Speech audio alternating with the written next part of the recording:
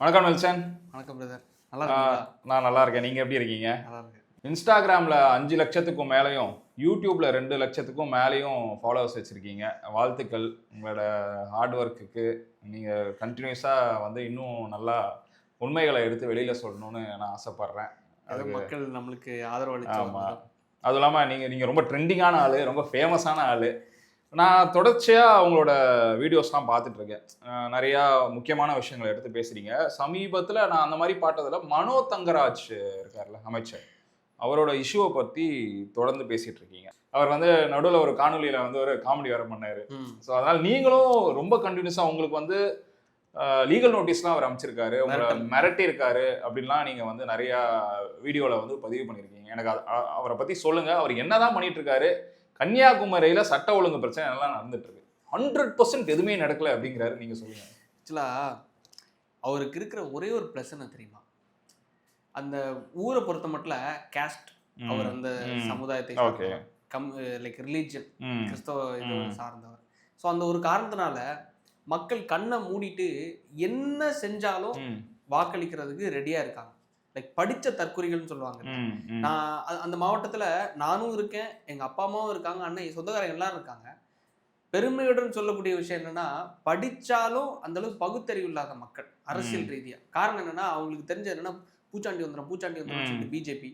So அதுக்காக இங்கே கொள்ள அடித்தாலும் பிரச்சனை இல்லை, இங்கே என்ன பண்ணாலும் பிரச்சனை இல்லைங்கிறதுக்காக கண்மூடித்தனமாக வாக்களிக்கக்கூடிய ஒரு மென்டாலிட்டி அந்த மக்களுக்கு. இவ்வளோ ஓப்பனாக சொல்கிறீங்க. அதுக்கே நான் உங்களை வாழ்த்துறேன். ஏன்னா இந்த மாதிரி படித்தவங்க வெளில பேசணும். ஏன்னா நீங்களும் படிச்சிருக்கீங்க, உங்கள் ஊர்லேயும் எல்லாம் படிச்சிருக்காங்க. அதை ஓப்பனாகவும் சொல்கிறீங்க. படித்தவர்கள் ஆனாலும் ஏன் அதே இடத்துல போயிட்டு ஓட் பண்ணிட்டு இருக்காங்க, அவரை சப்போர்ட் பண்ணி. லைக் இண்டிபெண்டாக நிறைய கேண்டிடேட்ஸ் இருக்காங்க, அவங்களுக்கு மக்கள் வாய்ப்பளிக்க மாட்டேங்கிறாங்க. இந்த மாதிரிப்பட்ட திருப்பி இவங்களுக்கு போய் போகும்போது தான் அந்த மென்டாலிட்டி அப்படிங்கிறத நான் பார்க்குறேன். எனக்கு நான் எங்கள் மாவட்டத்து மக்களை குஷிப்படுத்தி அவங்க நல்ல அறிவாளிகள், இந்த மாதிரிப்பட்ட அறிவாளிகள் தான் தேர்ந்தெடுக்கிறாங்க அப்படிங்கிற மாதிரி நான் சொல்லி அவங்க எனக்கு ஒன்றும் கொட்டி கொடுக்க போகிறது இல்லை. உண்மையை சொல்கிறதுல என்ன இருக்குது அப்படிங்கிறத நம்ம பேசிகிட்டு இருக்கோம். ஸோ அப்போ என்னன்னா, சமீபத்தில் அந்த நியூஸ் 24/7 சேனலில் மனோதங்கராஜ் ப்ளஸ் ஹிம்லர் அவர்கள், நாம் தமிழர் கட்சி ஹிம்லர் அவர்கள். அப்போ ஹிம்லர் என்னோட ஆல்ரெடி எனக்கு நண்பர் தான். லைக் கள போராளி. லைக் ரொம்ப நாட்கள் கிட்ட 2016 அவர் களத்தில் இருக்கார். அப்போ என்ன ஆகுதுன்னா, அந்த ஜல்லிக்கட்டு போராட்டத்தில் இருந்து கம்ப்ளீட்டாக அந்த மாவட்டத்தை பற்றி தெரிஞ்ச ஒரு நபர். இல்ல யங்ஸ்டர், உங்களை மாதிரி யங்ஸ்டர் எல்லாமே தெரியுதுங்க அவருக்கு. நான் அது ஒரு தனியாவே ஒரு வீடியோ பண்ணலாம்னு நினைச்சேன். கள போராளிக்கு அவர் பெரிய எக்ஸாம்பிள் ஒரு யங்ஸ்டரா. ஏன்னா அவர் பேச பேச இவர் எல்லா டேட்டாவும் எடுத்துக்கிட்டே இருக்காரு. ஏங்க அது நடக்கல, அப்ப இது என்னங்க, ஓ அது கிடையாதா, அப்ப இது என்ன. அவர் சொல்லும்போது கனிமூலத்தை சொல்லும்போது டைடல் பார்க் வருது. டைடல் பார்க்க சொல்லும்போது அங்க என்னன்னா, மாடு நீங்க பால்வள துறையில நடந்த ஊழல் பற்றி அதுல வெண்ணெய் இல்லையா நெய் இல்லையா அப்படிங்கறத கேள்வி கேட்கறாங்க. எல்லாத்தையும் கரைச்சி குடிச்சு வச்சிருக்காங்க. ஸோ ரியல் ஒரு அரசியல்வாதிக்கான அனைத்து தகுதிகளும் ஹிம்லர் அவர்கள்கிட்ட இருக்கு. ஸோ அப்ப அவரை பற்றி மாறிப்பட்ட நாம் தமிழர் டிவிக்கு அண்ணா திமுக அப்படின்னு சொல்லுவாங்க. இண்டிபெண்டான நல்ல வாரியர்ஸ் இருக்காங்களா, போராளிகள், கொஞ்சம் என்கரேஜ் பண்ணணும்னு பாக்குறேன். மக்கள் அந்த மனநிலை கிடையாது. ஏன்னா அவங்க கிட்ட பணம் இருக்கு. ஸோ அதனால இவன் என்ன கொள்ளடிச்சாலும் நம்ம வீட்டு கதவை தட்டலையே அப்படிங்கிற ஒரு மனப்பான்மையில் மக்கள் இருக்கனால, என்னைக்கு இவன் வீட்டு கதவை தட்டி இவன் வீட்டு பக்கத்துல இருக்கிற மலையை உடைச்சி அதனால இவன் சாப்பிடுற சாப்பாட்டுல அந்த பொடியெல்லாம் உள்ளவும் இல்லை, அன்னைக்குதான் இவனுக்கு மைண்ட்ல ட்ரிகர் ஆகும். மக்கள் பயத்துல இருக்காங்கன்னு சொல்லலாமா? நம்ம வீட்டு கதவை தட்டாம பயம்லாம் இல்லை, அவங்களும் ஆதரவு சொல்றாங்க. பயம் எல்லாம் கிடையாது. நான் ஏன் சொல்றேன்னா, குமரி மாவட்டத்து மக்கள் யாரையும் மதிக்க மாட்டாங்க. மினிஸ்டர் மனோ தங்கராஜ் யார் வந்தாலும், ஸ்டாலினே வந்தாலும் பயர மாட்டாங்க, கண்டுக்கவே மாட்டாங்க. ஏன்னா காரணம் என்னன்னா, அவங்க ஒரு Kerala mind set mentality.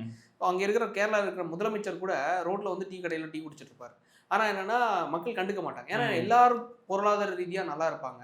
So படிச்சவங்க இது பெருசா கண்டுக்க மாட்டாங்க. ஆனா ஓட்டு போடும்போது மட்டும் இந்த பிஜேபி, காங்கிரஸ் இந்த மாதிரி நேஷனலைஸ்டு இதா போடுவாங்க. So come to the point சொன்ன மாதிரி நம்ம கண்டென்ட் புரியுது. ஸோ அது மாவட்டத்தோட ஒரு இன்ட்ரோடக்ஷன், மக்களை பற்றி மக்களுடைய அறிவுத்தன்மையை நம்ம பேசிட்டோம். ஸோ இதுக்கு அடுத்து நம்ம எப்படி வரோம்னா, லைக் அந்த நிகழ்ச்சியில் மனோ தங்கராஜ் அவர்கள்கிட்ட கேட்கப்படுற கேள்வி என்னன்னா, நம்ம கன்னியாகுமரி மாவட்டத்தில் கனிமூல கொள்ளை நடக்குதா இல்லையா, 100% இல்லை அப்படின்னு சொல்லி சொல்றாரு. எப்படிடா சொல்றாரு அப்படின்னு நான் யோசிக்கும் போதா, நான் ஊருக்கு ஏதோ ஒன்ஸ் இன் ப்ளூ 6 மாசத்து ஒருக்கா 4 மாசத்து ஒருக்கா போகும்போது கூட நைட்டு நீங்க பார்க்கலாம் 1000 லாரிகள் மினிமம் பார்க்கலாம். மினிமம் 1000 லாரிகள் கம்ப்ளீட்டாக என்னன்னா க்ரஷர்லேருந்து கற்களை ஏற்றி கேரளாவுக்கு போகுது. லோக்கல் எல்லாம் இவங்க சப்ளை பண்ணுறது கிடையாது. இங்கே விட அங்கே பேமெண்ட் அதிகம், கேரளாவுக்கு போகுது. ஸோ இந்த 1000 லாரிகளை தடுத்து நிறுத்தக்கூடிய அனைத்து அதிகாரங்களும் யாருக்கு இருக்குது? மாவட்ட நிர்வாகத்துக்கு இருக்குது. ஸோ இப்போ இவங்க என்ன சொல்கிறாங்கன்னா, இன்டர்ஸ்டேட் பெர்மிட் இருக்குது, ஸோ இதை மத்திய அரசாங்கம் தான் தடுக்கணும், லைக் நேற்றுக்கு ஒரு வீடியோ போட்டிருந்தாங்க, மனோ தங்கச்சாவரோட மனோ வாரியஸ் என்ற ஒரு ஐடி விங்ல இருந்து ஒரு வீடியோ போட்டிருக்காங்க. என்னன்னா, நீ வந்து யாரை கேள்வி கேட்கணும்னா மத்திய அரசாங்கத்தை கேள்வி கேட்கணும், அதானியை கேள்வி கேட்கணும். ஏன்னா அதானி தான் இந்த ப்ராஜெக்ட் கொடுக்குறாங்க. இப்போ எனக்கு புரியல, அப்போ அதானி தான் திமுகவை இயக்கிட்டு இருக்காப்லையா? இப்போ அதானி ஒரு கற்களை கேட்குறாங்க, கனிம வளங்களை என்னோட இதை ஹார்பரை கட்டுறதுக்கு கேட்குறாங்கன்னா திமுக கொடுக்குதுன்னா அப்போ அது மறைமுக கூட்டணி தானே. பிக்கும் திமுகவுக்குமான மறைமுக கூட்டணி தானே. அதானியை வளர்த்துட்டது யாரு? மோடி. அப்போ அதானிக்கான ப்ராஜெக்ட்டுக்கு கற்களை இங்கே கொடுத்துட்டு இருக்கிறது யாரு? திமுக. ஸோ அப்போ 2 பேருக்கு அங்கே கூட்டணிங்கிறத மனோ வாரியர்ஸ் என்கிற ஐடி விங்ல இருந்து அங்கிருந்து நபர்கள் பேசுறாங்க. ஸோ நீ கேள்வி கேட்கறது யாரு? அதானியை. அப்போ அதானிக்கு கொடுக்க முடியாதுன்னு சொன்னா இங்க ஸ்டாப் ஆகிரும்ல. கேரளால சுத்தி மலை தான், அந்த ஊரே மலை தான். அப்போ அங்கேருந்து நீ சோர்ஸ் பண்ணலாம்ல கற்களை. ஆனால் அவன் அங்கே பாதுகாத்து வச்சிருக்கான். இங்கே வந்து எல்லாமே பொது உடைமையாக இருக்கிறனால ஈஸியாக வந்து சோர்ஸ் பண்ணி எடுத்துகிட்டு போகிறாங்க. ஸோ அப்போ இதை கேள்வி கேட்குறாங்க.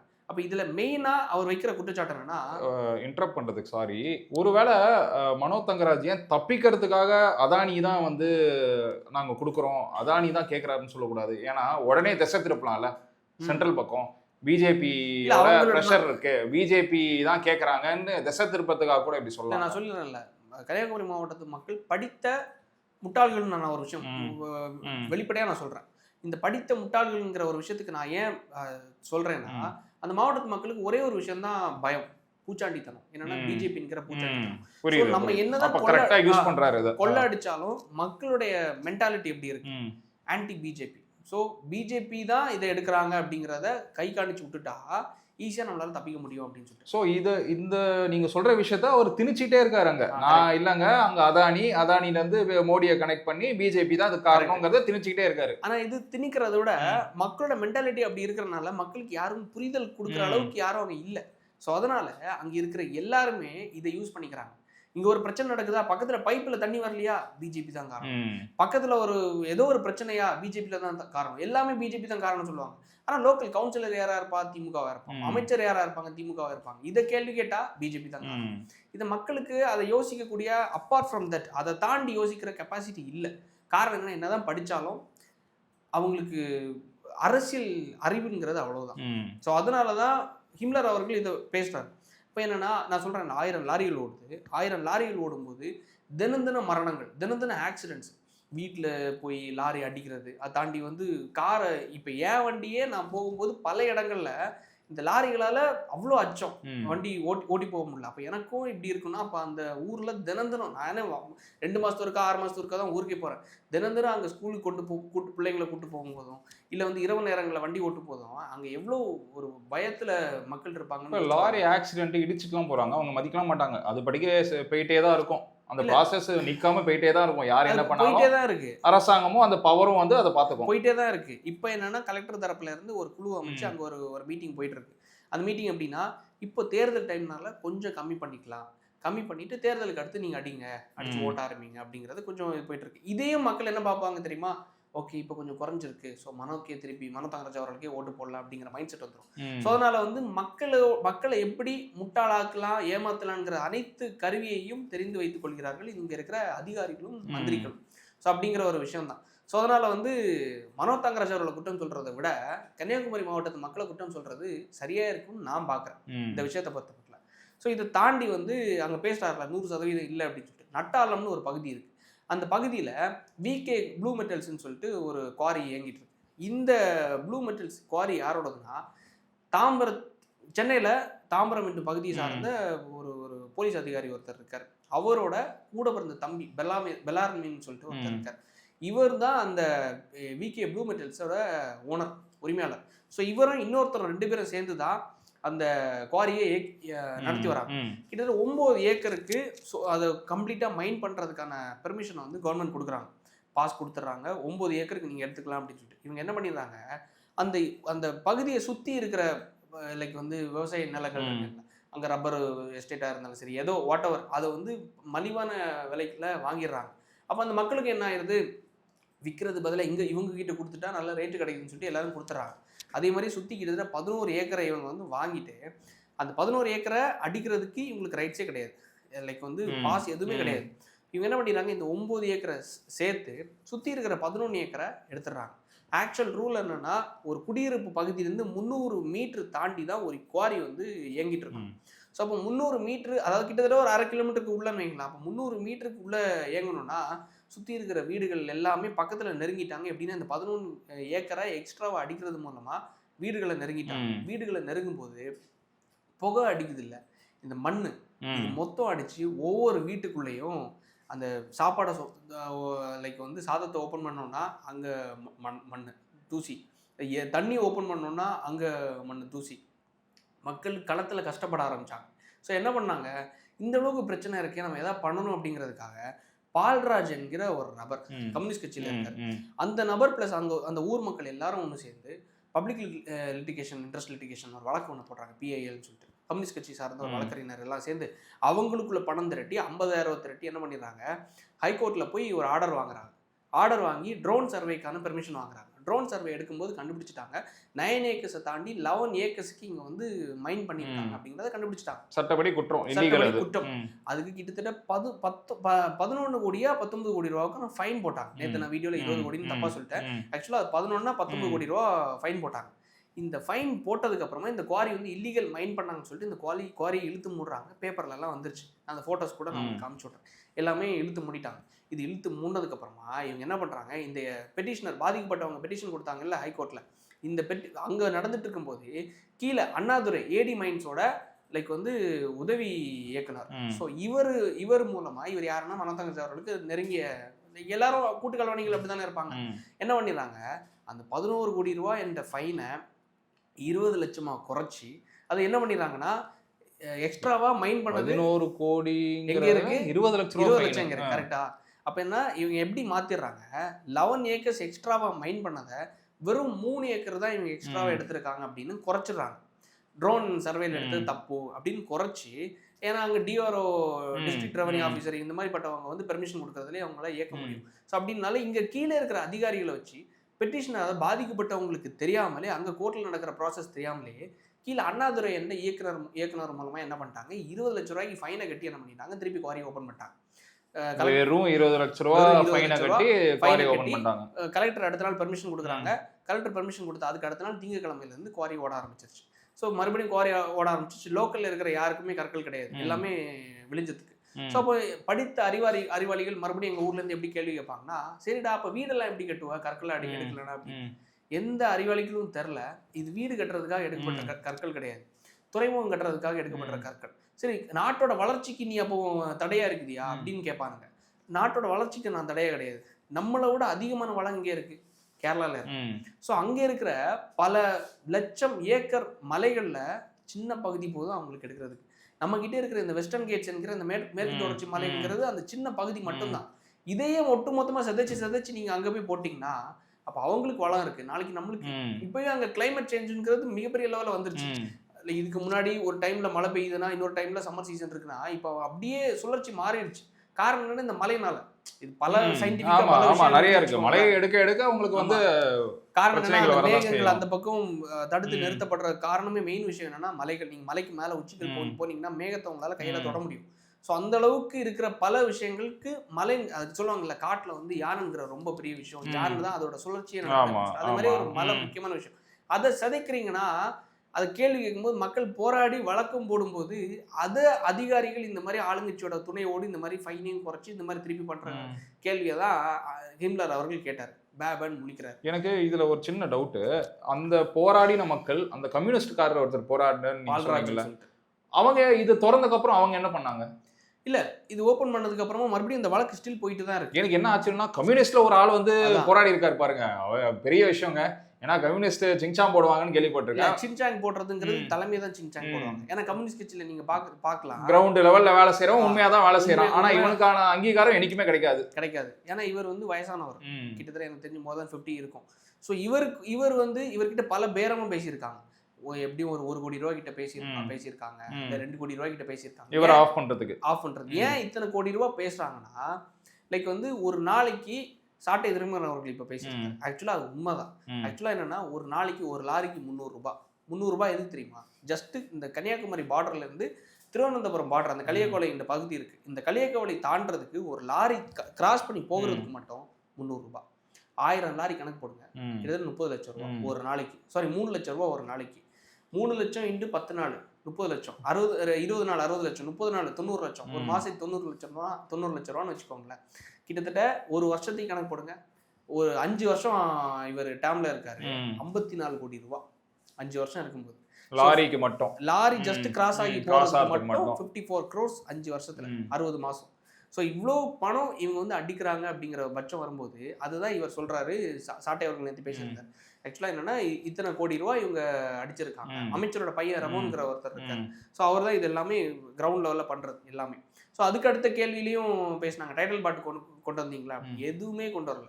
எதுவுமே கொண்டு வராம ஜஸ்ட் ஒரு வெட்டி பேச்சா பேசினாரு. எனக்கே என்னன்னா ஒண்ணுமே பண்ணாத அமைச்சர் இப்படி போய் கடைசி நேரத்துல சீட்டு கொடுக்குற டைம்ல போய் இப்படி சிக்கி மாட்டிக்கிட்டாரே, அசிங்கப்பட்டாரே, இது அவருக்கே வைக்கிற வேணுங்கிற அளவுக்கு எனக்கு மக்கள் பார்த்துக்கிட்டாங்க. ஸோ எனக்கு என்னன்னா இந்த மாதிரிப்பட்ட நபர்களுக்கு திமுக மறுபடியும் சீட்டு கொடுக்கக்கூடாது. அப்படி கொடுத்தாலும் மக்கள் அதை தகுந்த பாடத்தை புகுட்டணுங்கிறத நான் விரும்புகிறேன். இந்த மக்களை பற்றி நீங்கள் சொல்லிகிட்டே இருந்தீங்க. இவ்வளோ ஸ்கேமு, இவ்வளோ திருட்டுத்தனமும் பண்ணி அந்த மக்களோட ஆதரவு வந்து மனோ தங்கராஜுக்கு தான் இருக்கா? ஆப்வியஸா அவருக்கு தான். நான் ஏன் சொல்கிறேன்னா திருப்பி சொல்கிற ஒரே விஷயம், மக்கள் கன்னியாகுமரி மாவட்டத்து மக்கள் குறிப்பாக படித்த முட்டாள்கள், வெள்ளந்தியான மக்களும் கூட, அறிவார்ந்த மக்கள், பணத்துலேயும் ரொம்ப செழித்த மக்கள், எல்லாருக்கிட்டையும் பணம் இருக்கும், எல்லாருக்கிட்டையும் சொந்த வீடு இருக்கும், எல்லாரும் ஏதோ ஒரு விதத்தில் கார் வாங்கி வச்சிருப்பாங்க, நல்ல வெல் செட்டில்டாக இருப்பாங்க, ஃபுல்லாக அப்ராட்ல இருப்பாங்க, நல்ல காசு வச்சிருப்பாங்க. ஆனால் அரசியல் ரீதியாக அறிவு கிடையாது. அவங்களுக்கு தெரிஞ்ச ஒன்றே தான், இங்கே காங்கிரஸ்க்கு ஓட்டு போட்டால் கிறிஸ்தவர்களுக்கு அவங்க வந்து சப்போர்ட் பண்ணுவாங்க, பிஜேபிக்கு ஓட்டு போட்டால் ஹிந்துக்களுக்கு சப்போர்ட் பண்ணுவாங்க. ஸோ அப்படிதான், அதுவும் கிரவுண்ட் லெவலில் அது ஒரு உண்மைன்னு ஒரு விஷயம்னு வச்சுக்கோங்களேன். அந்த கேண்டிடேட்ஸ் அந்த மாதிரி தான் அவங்க வந்து பிஹேவ் பண்ணுவாங்க. ஸோ ஆனால் அப்படி இருக்கும்போது நம்மளோட டெவலப்மெண்ட், அடுத்த கட்ட வளர்ச்சி அப்படிங்கிற பார்க்கும்போது என்ன நம்மளுடைய ரிசோர்ஸஸ் நம்ம இழந்திருக்கோம் அப்படிங்கிற ஒரு விஷயம் இருக்குல்ல. என்னென்ன இப்போ லைக் ஆப்பிரிக்காவில் ஒரு நாடு இருக்கு, ஆப்பிரிக்காவை பொறுத்தீங்கன்னா எல்லா ரிசோர்ஸஸும் அங்கே இருக்கு. எல்லா ரிசோர்ஸஸும் இருந்தும் அந்த மக்கள் இன்னும் ஏன் குரங்குகளை வேட்டையாடி சாப்பிட்றாங்கன்னு பார்த்தா அவங்களுக்கு தானே சரியான தலைவர்கள் கிடையாது. ஸோ லீட் பண்றதுக்கு சரியான பர்சன்ஸ் இல்லைன்னா என்னதான் ரிசோர்ஸஸ் இருந்தாலும் பிரயோஜனம் இல்லை. அப்போ காங்கிரஸ் தலைவர்கள் வந்து அங்க இருக்கிற மக்களை வச்சு விளையாட்டு தான் காமிச்சிட்டு இருக்காங்க. அந்த அவங்களோட அறியாமையை வச்சு சம்பாரிச்சு கொண்டு இருக்காங்க. கண்டிப்பா அவங்கள வந்து பிஜேபி உள்ள வரும்னு பயமுறுத்தி அவங்க பவரையும் தக்க வச்சுட்டு இருக்காங்க. கரெக்டா? நீங்க, நான் அது கேட்கறேன்னு தப்பா நினைச்சுக்க, நீங்க ஒரு கிறிஸ்டியனு, நீங்க என்ன நினைக்கிறீங்க? ஒருவேளை பிஜேபியோ இல்ல வந்து ஒரு சென்ட்ரல் கவர்மெண்ட் ஃபோர்ஸோ அங்க வந்தா மக்களுக்கு அவங்க நல்லது பண்ணுவாங்கன்னு நினைக்கிறீங்களா? இல்ல என்ன மாதிரி அவங்க ஒரு அரசியல் எடுப்பாங்கன்னு நினைக்கிறேன். நான் எப்படி பார்க்குறேன்னா, லாஸ்ட்டு ஒரு 5 வருஷம் 2021 to 26, இப்போ எனக்கு வயசு 24. ஸோ அப்போ எனக்கு லாஸ்ட் ஒரு 5 வருஷத்துல விவரம் தெரிஞ்ச வயசுல நான் பார்த்தது முழுவதுமா திமுக ஆட்சி. அதுக்கு முன்னாடி அதிமுக ஆட்சி. அப்போ வந்து பிஜேபி லாஸ்ட் ஒரு 4 வருஷம் இதுல பவர்ல இருந்தாங்க, இவங்க கூட கூட்டணியில இருந்தாங்க. ஸோ அந்த டைம்ல எங்க ஊர்ல லைக் இவங்க பவர்ல இருந்தாங்களான்னு கேட்டால் கிடையாது, அதிமுக. ஸோ அப்போ இருந்த வளர்ச்சி இப்போ இருந்த வளர்ச்சின்னு கம்பேர் பண்ணி பார்க்கும்போது நான் எப்படி பார்க்குறேன்னா, நம்ம ஊர்ல இன்னைக்கு இப்போ நான் ஒரு வீட்டில் இருக்கிறேன், நான் ஒரு குடும்பத்தை வழிநடத்தக்கூடிய ஒரு இடத்துல இருக்க தலைவராக இருக்கேன்னா, என் வீட்டில் ஒரு பொம்பளை பிள்ளை இருக்குன்னா, என் வீட்டில் என்னோட அம்மாவுக்கு அம்மா பாட்டி யாரோ இருக்காங்கன்னா இவனோட பாதுகாப்பு ஃபர்ஸ்ட் கரெக்ட் முக்கியம். கரெக்டா? ஸோ இப்போ என் வீட்டில் இருக்கிற பொம்பளை பிள்ளைக்கு வெளில போனால் பாதுகாப்பு இல்லை. கரெக்டா? என் வீட்டில் இருக்கிற பாட்டி அம்மாவுக்கு வெளில போனால் பாதுகாப்பு இல்லை. கரெக்டா? யாரையுமே விட்டு வைக்கல. என் ஒய்ஃப் நாளைக்கு வெளில வேலைக்கு போனாலும் பாதுகாப்பு இல்லை. கரெக்டா? என் புள்ள நாளைக்கு படித்தாலும் என் ஊரில் ஒரு டைலர் பார்க்கோ ஐடி பார்க்கோ எதுவும் இல்லை. கரெக்டா? ஸோ இப்போ எதுவுமே இல்லாத விஷயம்தான் எங்கே இருக்கு. இதுக்கு முன்னாடி நம்ம நார்த்தை குறை சொல்லிட்டு இருந்தோம். வடக்கனை வந்து செருப்பு போட மாட்டான், இந்த மாதிரி எங்கனாலும் துப்புவான், இது பீடா போட்டு துப்புவான். ஸோ இந்த மாதிரி சொல்லிட்டு இருந்தோம். அந்த மாதிரி தானே நம்ம நாடு மாறிட்டு இருக்கு. நான் லாஸ்ட் வெறும் ஒரு 20 நாளைக்குள்ள டேட்டாஸ் எடுங்களேன், எத்தனை பொம்பளை பிள்ளைகள், எத்தனை வீட்டில் இருக்கிற தாய்மார்கள். இப்போ ஒரு 6 நாளைக்கு முன்னாடி லைக் திருநெல்வேலியில விவசாயி ஒருத்தரை கொலை பண்ணது இன்னைக்கு அதிமுக கூட எடப்பாடி அவர்கள் அறிக்கை போட்டிருந்தார். பட்டியல் சமூகத்தை சார்ந்த ஒரு விவசாயிய கொலை பண்ணதுக்கு அவரோட 23 வயசான பொம்பளை பிள்ளை இத்தனை நாளாகியும் எங்க அப்பாவை கொலை பண்ணவரை கைது பண்ணல அப்படிங்கிற காரணத்தினால தற்கொலை பண்ணிட்டாங்க. இது எங்க நடக்கும்? அப்போ நீங்க பூச்சாண்டி வேலை காணிச்சிட்டு இருக்கீங்க. ஆனா நம்ம ஒரு டைம்ல வடக்கு இப்படி இருக்கு அப்படின்னு சொல்லி இருக்கிற அதே மாதிரி தானே இங்க மாறிட்டு இருக்கு. படித்த மாவட்டங்களும் இப்படிதான் மாறிட்டு இருக்கு, தமிழ்நாடு ஒட்டுமொத்தமா மாறிட்டு இருக்கு.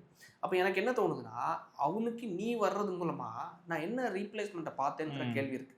அப்போ யாருக்கு இப்போ எனக்குன்னா எப்பவுமே ஒரு ஆட்சி மாற்றம் இருந்துட்டு இருக்கணும். நான் அது வந்து பிஜேபி வந்தா நல்லா இருக்கும், இல்லை வந்து நாம் தமிழர் வந்தா நல்லா இருக்கும், இல்லை டிவிக்கு வந்தா நல்லா இருக்கும் அப்படின்னு நான் சொல்லலை. சரியான கேண்டிடேட்ஸ்க்கு வாய்ப்பு அளிக்கிறது மூலமா நல்ல மாற்றங்கள் வரும். இப்போ எக்ஸாம்பிளுக்கு நான் சொல்றேன், இப்போ என் ஊர்ல டிவிக்கேயோ ஏடிஎம்கே டிஎம்கே யார் வேணாலும் இருக்காங்கன்னு வச்சுக்கோங்களேன். கேண்டிடேட்டு நம்ம மக்களுக்கு அந்த என்ன பண்றாங்க. ஸோ இப்போ வேற ஒன்றும் இல்லை. இப்போ ராதாபுரம்னு சொல்லிட்டு ஒரு தொகுதி இருக்கு எங்கன்னா, லைக் திருநெல்வேலி மாவட்டத்தில். அதோட எம்எல்ஏ யாருன்னா அப்பாவு அவர்கள், சபாநாயகர். ஸோ அந்த ஊர்ல தொடர்ந்து 20 வருஷமா அந்த ஊர் மக்கள் வந்து போராட்டம் பண்ணிட்டு இருக்காங்க. எதுக்கு தெரியுமா? கிறிஸ்தவர்கள், நீங்க சொல்ற அதே கிறிஸ்தவர்கள் தான் போராட்டம் பண்ணாங்க. இவங்க மைனாரிட்டிஸ்க்கு நாங்க துணை நிற்போம்னு சொன்னாங்கல்ல, அதே கிறிஸ்தவர்கள் 20 வருஷமா போராட்டம் பண்ணாங்க. எதுக்காகனா அவங்களோட வாழ்வாதாரத்துக்காக. அந்த தூண்டில் வளையம்னு சொல்லுவாங்க, அந்த தூண்டில் வளையம் ப்ராஜெக்ட் அமைத்து தர்றதுக்காக தொடர்ந்து மக்கள் போராட்டம் பண்ணாங்க. பண்ணியே கொடுக்கல. கடைசியில் அந்த மக்களும் போராட்டம் பண்ணாங்க. நம்மளும் கிட்டத்தட்ட ஒரு 3-4 வீடியோஸில் பேசணும், மக்களுக்கு பேசணும். மோர் தென் 10-15 lakhs 20 lakhs வியூஸ் போச்சுது. மக்கள் நல்லா ஷேர் பண்ணாங்க. பண்ணதுக்கப்புறமா 2 வாரத்துக்கு முன்னாடி இந்த கவர்மெண்ட் வந்து ஜியோ பாஸ் பண்ணுறாங்க. கிட்டத்தட்ட 15 கோடி ரூபாய்க்கான ஒர்க் ஆர்டரை இஷ்யூ பண்ணியிருக்காங்க. ஸோ அப்போ கரெக்டாக தேர்தல் வருது, இஷ்யூ பண்ணிடலாம். ஆனால் எனக்கு இன்னொரு விஷயம் சந்தோஷம் என்னன்னா, நம்ம பேசுறது மூலமாக அந்த மக்களுக்கு நடந்திருக்கு. இருந்தாலும் தேர்தல் வர்றதுக்காக இவங்க இஷ்யூ பண்ணாங்கல்ல, அப்போது இது ஒரு ஸ்ட்ராட்டஜியா இல்லையா? அந்த ஓட்டை கவர்றதுக்காக ஒரு ஸ்ட்ராட்டஜி. அதே மாதிரி தான் எங்கள் ஊரில் ஓட்டை கவர்றதுக்காக பிஜேபி உள்ளே வந்துடுறா அப்படிங்கிற ஸ்ட்ராட்டஜி. டைட்டில் பார்க் வேலை நடந்துட்டு இருக்குன்னு சொல்லிட்டு ஒரு பொது வழியில் பேசுகிறாருல, டைட்டில் பார்க் வேலை நடந்துட்டு இருக்கிற இடத்துல மக்கள் போய் பார்க்குறாங்க. இங்கே தான் டைட்டில் பார்க் வேலை நடந்துட்டு இருக்கு அப்படின்னு போய் பார்த்தா அங்கே ஒரு செங்கல் கூட காணும். எய்ம்ஸ் மருத்துவமனையில ஒரு செங்கல் இருக்கு, இங்கே ஒரு செங்கல் கூட காணும். அப்படி இருக்கிற ஒரு விஷயம் இருக்கும்போது நான் எதுக்கு உங்களுக்கு ஓட்டு போடணுங்கிற கேள்வி இருக்குல்ல. ஸோ அந்த இடத்துல பல வேட்பாளர்கள் உள்ள வராங்க. இப்போ நான் வந்து லைக் ஓப்பனாக சொல்கிறேன், பாரதிய ஜனதா கட்சியிலேருந்து பிஜேபியிலேருந்து ஒரு வேட்பாளர் ஒருத்தர், அவர் பேர் வந்து திருக்கடல் உதயன்னு சொல்லிட்டு ஒரு பேர். அந்த வேட்பாளரை நான் ஆதரித்து ஒரு வீடியோவில் பேசியிருந்தேன். அவர் என்னதான் பிஜேபியில் இருந்தாலும் அந்த வேட்பாளர் வந்து எங்கள் ஊரில் இருந்து தமிழன் சொல்லிட்டு ஒரு காலேஜ் வச்சுருக்காரு. அந்த காலேஜ் வச்சிருக்கிற நபர் எனக்கு வந்து லாங் டைமாக தெரியும், எங்கள் வீட்டு பக்கத்தில் இருக்கிற காலேஜ். ஸோ உண்மையிலேயே மக்களுக்கு எனக்கு விவரம் தெரிஞ்ச வயசுல இருந்து தொடர்ந்து மக்களுக்கு உதவி பண்ணிட்டு இருக்காரு. ஒருத்தங்களுக்கு வீட்டில் இருக்கிற பெண்மணி ஒருத்தங்க, சார் எனக்கு வந்து அட்லீஸ்ட் ஒரு தையல் மிஷின் வாங்கி கொடுத்தீங்கன்னா கொஞ்சம் நல்லா இருக்கும், ஏதோ நான் பண்ணி பொழைச்சிப்பேன் அப்படின்னு சொல்லும்போது கூட அதை வாங்கி கொடுத்துருக்காரு. பல ஏழை எளிய மக்களுக்கு அது இந்த ஃபோட்டோ எல்லாம் போடுறது கிடையாது, எடுத்துட்டு ஃபோட்டோ பிடிச்சி போட்டு அது எதுவுமே கிடையாது. நம்ம ஊர்ல இருக்கிறவங்களுக்கு தெரியும்ல, இவருக்கு அவர் உதவி பண்ணாரு, அவருக்கு இவர் உதவி பண்ணாரு, இந்த குடும்பத்துல கடன் பிரச்சனையில இருந்தாங்க, அவருக்கு அதை உதவி பண்ணி கொடுத்துருக்காரு. காலேஜ் வச்சிருக்கவர் இதெல்லாம் பண்ணணும்னு அவசியம் இல்லை. அந்த காலேஜ் ஓடாம ஒரு டைம்ல நின்றுச்சு. 2022 என்னதான் க்ளோஸ் பண்ணிட்டாங்க. க்ளோஸ் பண்ணதுக்கு அப்புறமா யாராவது ஒருத்தங்க அந்த காலேஜை ஆசிரமா மாத்தணும்னு இதை பிளான் போடுவாங்களா? யோசிச்சு பாருங்க. அந்த காலேஜ் பக்கத்துல இருக்கிற கிரவுண்டை ஆசிரமமா மாத்துறதுக்கான அனைத்து வேலைகளும் இப்போ போயிட்டு இருக்கு. ஸோ அப்போ என்னன்னா, இப்போ ஏற்பட்ட ஒரு கேண்டிடேட்டு என்ன கட்சியில் வேணாலும் இருந்துட்டு போறாரு. நாளைக்கு அவர் ஆட்சியில் ஜெயிக்காமலே எம்எல்ஏ இல்லாமலே இவ்வளோ பண்ணியிருக்காருன்னா மக்கள் மனசுல இடம் பிடிச்சிருக்காரு. அப்போ நாளைக்கு அவர் ஜெயித்துட்டாருன்னா பண்ணுவார்ல. அப்போ நான் அந்த கட்சியில் இருக்கிற அந்த வேட்பாளர் நான் ஆதரிக்கிறதுல என்ன தப்புன்னு கேட்குறேன். நாளைக்கு பிஜேபி மேலே வராங்களோ வரலையோ, இவர் ஜெயித்தாருன்னா என் தொகுதிக்கு செய்வார்ல. என் தொகுதியில் இருக்கிற எம்எல்ஏ மனோ தங்கராஜ் அவர்கள் எதுவுமே செய்யாதனால தான் நான் இன்னொரு வேட்பாளரை கொண்டு வரேன். இவர் செஞ்சிருந்தாருன்னா திமுகவா இருந்தாலும் நான் ஏன் இவரை குறை சொல்ல போறேன்? எதுவுமே செய்யறது கிடையாது. அந்த களத்தில் இருக்கிற மக்களுக்கே அதிருப்தி. ஆனால் இருந்தாலும் அவருக்கு தான் ஓட்டு போடுவாங்க. காரணம் என்ன? ஜெயிக்கிற கூட்டணி அப்படின்னு. நீங்கள் அந்த அப்பாவை பற்றி சொல்லியிருந்தீங்க. ஏன்னா நீங்கள் பேசிட்டு இருக்கும்போது இன்டரப்ட் பண்ண வேணாம், நீங்கள் எமோஷனலாக பேசியிருந்தீங்க. அப்பாவு தொகுதியில் இவ்வளோ பிரச்சனை இருக்குல்ல, என்னைக்காவது அப்பாவு அதுக்காக குரல் கொடுத்துருக்காரா? எதுலையாவது மீடியாவில் பேசியிருக்காரா? இல்லை எல்லா இதுலேயும் வந்து சொல்லுவார், இப்போ திருமுருகன் காந்தி இந்தி போராட்டம் தொடர்ந்து போராடுங்க, இந்த மாதிரி நீங்கள் உங்கள் உடல்நலத்தை தான் பார்த்துக்கணும் ஃபர்ஸ்ட் அப்படின்னு சொன்னார். அவர் ஊர் மக்களுக்கு இவ்வளோ பிரச்சனை இருக்குது. திருநெல்வேலியில நீங்க சொன்னீங்க ஒரு ஒரு ஒரு விவசாயி இறந்து போயிட்டாரு, அது குரல் கொடுத்தாரா? எதுவுமே பேசல. இது நீங்க சொல்ற கான்செப்ட் எனக்கு ஓவராலா எனக்கு ரொம்ப நல்லா புரியுது. இவங்களுக்கு என்ன பிரச்சனைனா, அங்க என்ன பிரச்சனை வேணா நடக்கலாம், மைனாரிட்டிஸ்க்கும் என்ன பிரச்சனை வேணா நடக்கலாம், ஆனா எலெக்ஷன் வரும்போது பிஜேபி உள்ள வந்துரும்ங்கிற ஓட் கன்வர்ஷன் மட்டும் பண்ணிட்டு இருக்காங்க. ஆனா எந்த உதவியும் பண்ணல. அது எனக்கு ரொம்ப தெளிவா தெரிஞ்சிச்சு நீங்க பேசுறது. நம்ம கேட்கறது ஒன்னே ஒண்ணுதான், ஏன் வீட்டில் இருக்கிற பிள்ளைங்களுக்கு முதல்ல பாதுகாப்பு நான் செக்யூர் பண்ணிட்டேன்னா அதுக்கடுத்து நான் அடுத்த வீடை பற்றி யோசிப்பேன். கரெக்டாக என் வீட்டிலே பாதுகாப்பு இல்லை, என் பிள்ளைக்கு பாதுகாப்பு இல்லை, அம்மாவுக்கு பாதுகாப்பு இல்லை, அப்பாவுக்கு பாதுகாப்பு இல்லை, யாருக்கும் பாதுகாப்பு இல்லை. வயசானவங்களையும் வெட்டி போடுறாங்க, மூதாட்டியும் விட்டு வைக்கல, மூதாட்டியை கற்பழிப்பு இது ரேப் பண்ணுறதுக்காக லைக் 70 வயசான தாத்தாவையும் வெட்டி கொள்றாங்க. அந்த சிச்சுவேஷனை உருவாக்கி வச்சிருக்காங்க இந்த திமுக. ஸோ இவங்களுக்கும் இன்னொரு கட்சிக்கும் என்ன வித்தியாசம்னு நான் கேட்குறேன். வித்தியாசமே இல்லையே. அப்போ இவங்களை மாட்டா நம்ம இன்னொரு கட்சி ஆதரிக்கிறது தப்பே கிடையாது. அது லைக் நாம் தமிழரோ என்டிஏவோ இல்லை டிவிக்கோ ஏதோ ஒன்று. நான் பார்க்குறது ஒன்றே ஒன்று தான், வேட்பாளரை பார்த்து மக்கள் ஓட்டு போடணும். களத்தில் இருக்கிற மக்கள் இல்லைன்னா அப்போதான் அவங்கள போய் சட்டையை பிடிச்சி கேட்க முடியும். சீமான் அவர்கள் சொன்னார்ல, என்ன வாக்களி, எனக்கு ஒரே ஒரு வாய்ப்பு கொடு, நான் எதுவும் செய்யலைன்னா என்னை கற்களால் அடிச்சு விரட்டு, அப்படி இல்லைன்னா மட்டையால் அடிச்சு விரட்டுன்னு சொல்றாருல்ல, அதே மாதிரி அடிச்சு விரட்டுறதுக்கு சரியான வேட்பாளர்கள் இருந்தாதான் மக்கள் அவங்களுக்கு அணுகிறது கரெக்டாக இருக்கும். அவன் வீட்டுக்கு போய் நீ எப்போ வேணாலும் ஆக்சஸாக இருக்கணும். தலைவர் எங்கே இருப்பார்? சென்னையில் இருப்பார். ஊரில் இருக்கிற ஏதாவது பிரச்சனைக்கு கவுன்சிலருக்கு அடுத்தது யார்? அதுக்கு அவங்கள போய் அணுகிறதுக்கான இது. அதனால தான் நான் என் தொகுதியில் முக்கியமாக இந்த அளவு கான்சென்ட்ரேட் பண்ணுறதுக்கு காரணம் என்னென்னா, நல்ல வேட்பாளர் இருக்கணும், நல்ல எம்எல்ஏ ரெப்ரசன்டேட்டிவ் இருக்கணுங்கிறதுக்காக தான் நான் தமிழ்நாட்டில் இருக்க 234 தொகுதியில் தாண்டி இந்த தொகுதி இந்த அளவு ஃபோக்கஸ் பண்ணுறேன். என் தொகுதி, ஏன்னா எப்போவுமே என் வீடு முக்கியம். என் வீட்டை தாண்டி தான் அடுத்த வீடை நான் பார்க்கணும். ஸோ அதனால 10 கண்டென்ட் நான் பேசுகிறேன்னா இதையும் முக்கியத்துவம் கொடுத்து பேசுகிறேன், அதையும் முக்கியத்துவம் கொடுத்து பேசுகிறேன். ராதாபுரம்ங்கிறது அந்த திருநெல்வேலி மாவட்டத்தில் லைக் அந்த தோமையார்புரம் என்ற கிராமம் எனக்கு எந்த விதத்துலையும் அளிக்க போகிறது கிடையாது. நான் கன்னியாகுமரி, அது திருநெல்வேலியில் அந்த மாவட்டத்து மக்களுக்கு நான் குரல் கொடுக்குற மூலமாகவும் நான் 15 கோடி ரூபாய்க்கு நிதி நம்ம வாங்கி கொடுத்தது மூலமாகவும் எனக்கு ஏதாச்சும் பிரயோஜனம் இருக்கா? நாளைக்கு நான் ஏதாவது அங்கே போய் போட்டியிட போகிறேன்னா எதுவுமே கிடையாது. நான் இங்கே, அவங்க அங்கே. ஸோ அப்படி இருக்கிற பட்சத்தில் ஏதோ ஒன்று அந்த மக்களுக்கும் குரல் கொடுத்தோம், நடந்துச்சு. இந்த மக்களுக்கும் குரல் கொடுத்துட்ருக்கோம். அவங்க சீட்டு கொடுக்கக்கூடாது, சீட்டு கொடுக்கவும் கூடாது. கொடுத்தாலும் ஏன்னா கொள்ளக்காரங்களுக்கு தான் திமுக கொடுப்பாங்க. கொடுத்தாலும் மக்கள் தகுந்த பாடத்தை பூட்டணுங்கிறத நான் விரும்புகிறேன். கண்டிப்பாக. ரொம்ப நன்றி நெல்சன். நீங்கள் வந்து ப்ரூவே பண்ணிட்டீங்க மனோ தங்கராஜ் சொன்னது எல்லாமே தப்பு அப்படின்னு. நான் அதுக்காக தான் சரி உங்களை கூப்பிட்டு அதை பற்றி பேசணும்னு நினச்சேன். ஏன்னா தொடர்ந்து உங்கள் பயணத்தில் மனோ தங்கராஜ் வந்து ஒரு டிஸ்டர்பன்ஸாக தான் இருக்காருன்னு. என் வீட்டுக்கு 5 கோடி ரூபா கேட்டு 5 கோடி ரூபா கேட்டு நோட்டீஸ் அனுப்புனார் என் வீட்டுக்கு. காலையில் எங்கள் அப்பா வந்து நியூஸ் பேப்பர் எடுக்க போகும்போது அங்கே வந்து நோட்டீஸ் வருது, போஸ்ட்மேன் கொடுக்க வராரு. போய் போட்டு கையெழுத்து போட்டு பார்த்தா இது மாதிரி ஸோ என் கிளைண்ட் மனோ தங்கராஜ் அவர்களை நீங்கள் டிஃபேம் பண்ணிட்டீங்க, இந்த வீடியோவில் இப்படி பேசியிருக்கீங்க, பேசி நீங்கள் மன்னிப்பு கேட்கணும், மன்னிப்பு கேட்டு வீடியோவும் போடணும், 5 கோடி ரூபா நஷ்டேடாவும் கொடுக்கணும் அப்படின்னு.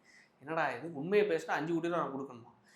அப்போது நம்மளுக்கு வந்து ஒரு அட்வொகேட்டாக நம்ம பேசும்போது கூட இதை வந்து இவங்க இந்த அளவுக்கு டீல் பண்ணுறாங்க, பயன் காட்டிடலாம், பூச்சாண்டி வேலையை நம்மகிட்டே காட்டிடலாம்னு நினைக்கும் போது, அப்போது இந்த அளவுக்கு நம்ம தைரியமாக நம்ம எடுத்து பேசணும்னு வரும்போது இதெல்லாம் ஒரு ஏமாத்திரம். நம்ம இதை ஒரு விஷயமா பொருட்படுத்தணுமான்னு கேட்குறேன். மக்களுக்காக நம்ம பேசுகிறோம், மக்களுக்காக பேசும்போது இந்த மாதிரி அடிகள் வரதான் செய்யும். நான் சொல்கிறேன் இல்லை, மெயினாக ஒரு விஷயத்தை டார்கெட் பண்ணும்போது சில்லறைகள்லாம் வரதான் செய்யும். அதை கடந்து போகிறது தான் புத்திசாலித்தனம். நம்ம எங்கேயோ ஒரு இடத்த ஏம் பண்ணி போகிறோம். இதெல்லாம் இந்த சில்லறைகள்லாம் கண்டுக்காமல் போகிறது நல்லது. பயங்கர மெச்சூர்டாக பேசுனீங்க. எனக்கு ரொம்ப ஹாப்பியாக இருக்குது. ஒரு யங்ஸ்டராக இருந்து நீங்கள் நான் ரொம்ப சாட்டிஸ்ஃபை நீங்கள் பேசுனதில். ஏன்னா ரொம்ப லாஜிக்கலாக இருந்தது. Very all the best. நீங்கள் தொடர்ந்து இந்த மாதிரி நிறையா பிரச்சனைகளை எதிர்த்து கண்டினியூஸாக வாய்ஸ் அவுட் பண்ணிக்கிட்டே இருக்கணும். All the very best. நன்றி பிரதர். மனோ தங்கராஜுக்கு நான் என்ன சொல்ல வரேன்னா, do you have courage to answer this? ஏன்னா நிறைய மேடையில் நீங்கள் அப்படியே பஞ்ச் டைலாக்லாம் விட்டீங்க, டூ யூ ஹேவ் கரேஜ் அப்படின்னீங்க. இப்போ உங்களுக்கு கரேஜ் இருந்தால் இவர் சொல்கிறதுக்கெலாம் நீங்கள் கரெக்டான விளக்கத்தை கொடுக்கணும்னு நான் ஆசைப்பட்றேன்.